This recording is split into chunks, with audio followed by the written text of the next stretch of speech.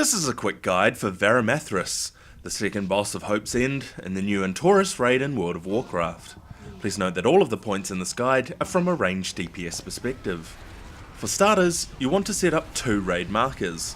This will be for the ranged DPS and healers to move to whenever a Dark Fissure occurs. You can set this up similarly for tanks and melee if you need as well.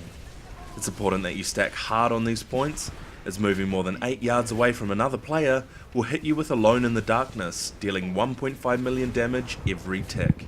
Whenever anyone takes shadow damage during this fight, they'll be hit with a 7-second debuff called Misery. This will prevent receiving heals and taking 200% increased damage during this period, so anyone with this will need to be rapidly topped up once the debuff wears off. Luckily however, most shadow damage on this fight is very avoidable, so you shouldn't have this pop up too often. Torment of Flames will be dealing ticking damage throughout the fight, and will be replaced by Torment of Shadows after 6 minutes. This is the enraged timing you'll have to beat, as everyone will receive misery debuffs at that point and become unhealable. Tank swap will need to occur once Varimathras reaches 100% energy and casts Shadow Strike. This will deal around 5 million shadow damage in a frontal cone, and they'll need to pop a mitigating ability to keep themselves up as they'll receive a misery debuff.